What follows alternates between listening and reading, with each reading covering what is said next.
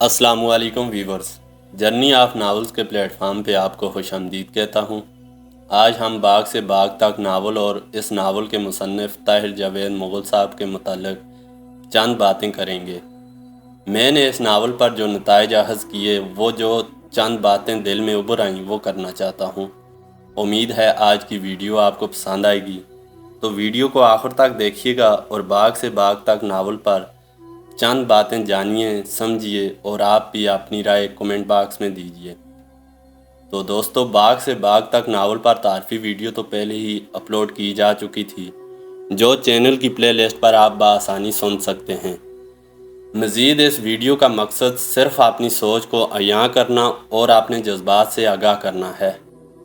طاہر جاوید مغل صاحب نے باغ سے باغ تک ناول پر آخر میں چند لائنیں لکھیں، جن سے مجھے لگا تھا شاید اس ناول کا آگے حصہ بھی لکھیں، پر خاموشی ہی ہے فی الحال۔ وہ چند لائنیں تھیں کہ آنیا، میرے بچے کو میرا نام اور میرا کام بھولنے نہ دینا۔ اور راسم کا راز بھی راز ہی رہا تھا، اس نے آنیا پر بھی آشکار نہیں کیا تھا، کسی پر بھی نہیں، جو شاید پوری کہانی کی خوبصورتی تھی۔ بھلے آنیا خود سے آگاہ ہو چکی تھی، پر گہرائی دیکھیے وہ بھی ذکر نہیں کرتی راسم سے اس راز سے آگاہی کا۔ طاہر جاوید مغل صاحب سے گزارش کرنے کو دل چاہتا ہے کہ وہ اس کا ایک حصہ اور لکھیں جس میں راسم کے بیٹے کا کردار ہو اور راسم کے جد امجد کا خلاصہ بیٹے پر آشکار ہو، اپنی سگی دادی زباب بیگم تک رسائی ہو، مجاہدین کے گروہ میں اہم کردار ہو، کوئی مشن ہو۔ اس طرح کا طاہر جاوید مغل صاحب اس کہانی کو اپنے حساب سے رنگ دیں، مزید جو مدتوں یاد رہے۔ کاش ایسا ہو، وہ میری یہ تحریر سنیں، پڑھیں، جانیں، اور کاش ایسا کریں تو مزید شعر بچے کی نسل کے ہمراہ سفر کٹے۔ باغ سے باغ تک بہت ہی بہترین کہانی ہے، دل کو چھوتی ہوئی تحریر۔ مغل صاحب تو ویسے ہی ہمارے دلوں کے بادشاہ ہیں۔ منظر نگاری ہو، چاہے پنجاب کے دیہی ماحول کی عکاسی ہو یا انڈیا کا سفر، سبھی میں مغل صاحب کمال انداز بیاں اپناتے ہیں اور قاری کو مبہوت کر کے رکھتے ہیں۔ ایسے ہی مغل صاحب فائٹنگ سپرٹ پر آئیں یا ایموشنل پیراگراف ہو، کہانی کا رخ بدلنا ہو یا قاری کی سوچ کو اتھل پتھل کرنا ہو، اس سب میں طاہر جاوید مغل صاحب کا کوئی ثانی نہیں۔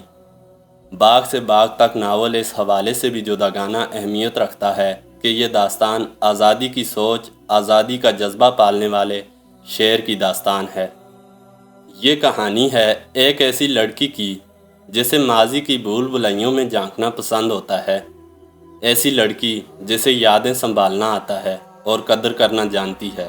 انسان کی شخصیت کو پرکھنا، سمجھنا، اس کی گہرائی میں اترنا اس کا پسندیدہ کام ہوتا ہے۔